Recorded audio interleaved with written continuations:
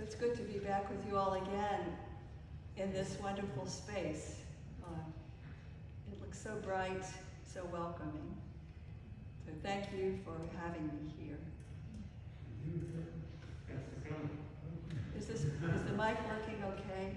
Are you able to hear? Yes.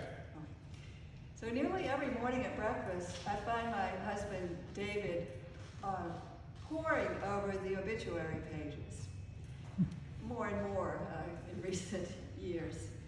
And he reads snippets of it aloud to me. So there you hear about family relationships, family lineage, and sometimes this is underscored by personal notes like, she married the love of her life. And then there are academic credentials, professional achievements, volunteer work and other contributions to the community. You see hints of that in the reading from Romans about the various gifts. And longer obituaries include some of those personality traits.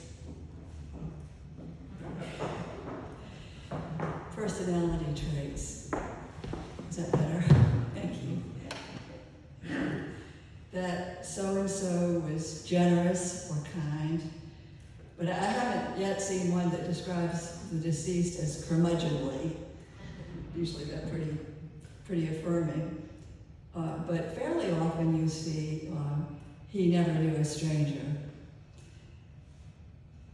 There seems to be in us a longing to name and preserve the essence of a person we love.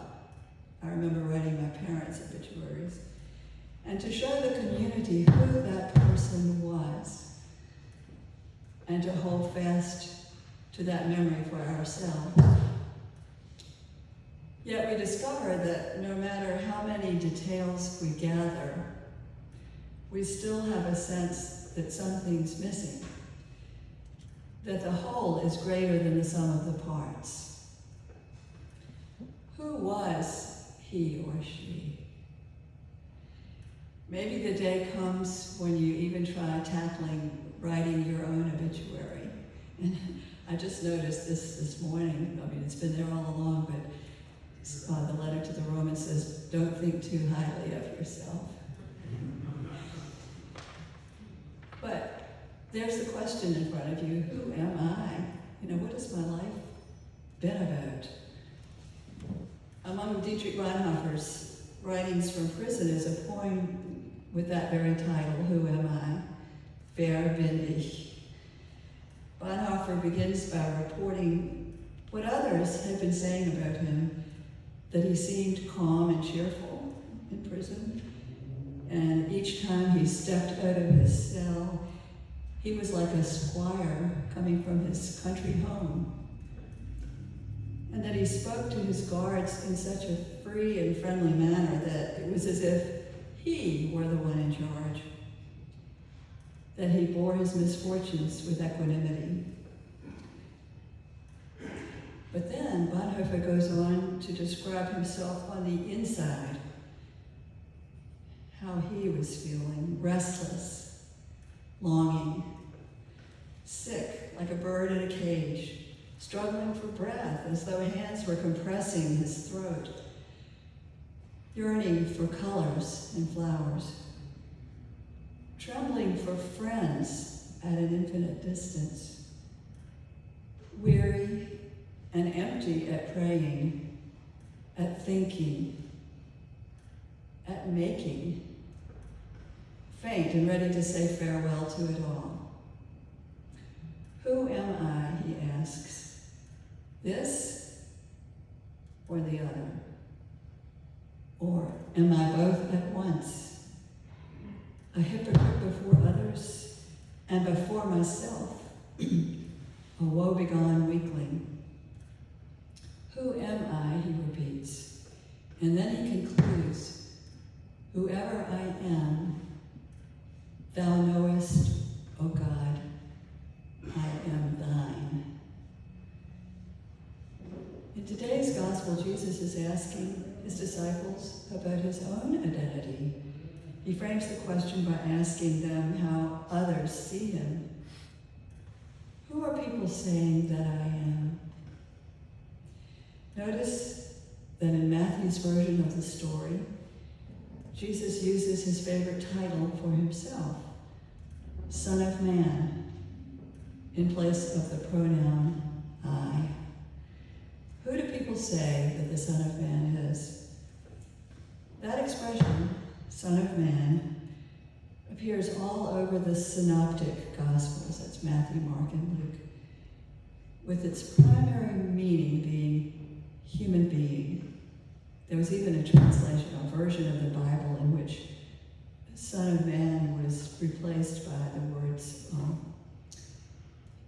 the human one, the human one. And what this means for Christians, I think, is that Jesus' own life sums up what it is to be human in the way God intends.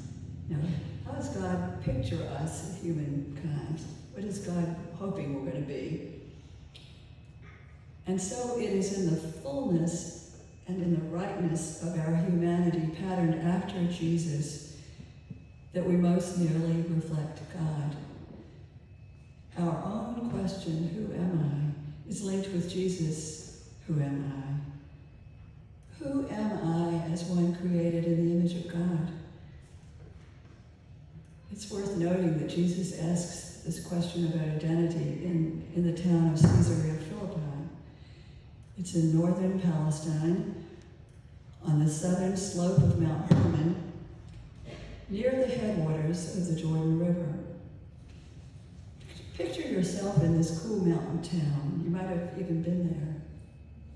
You might hear the bubbling springs that feed the River Jordan.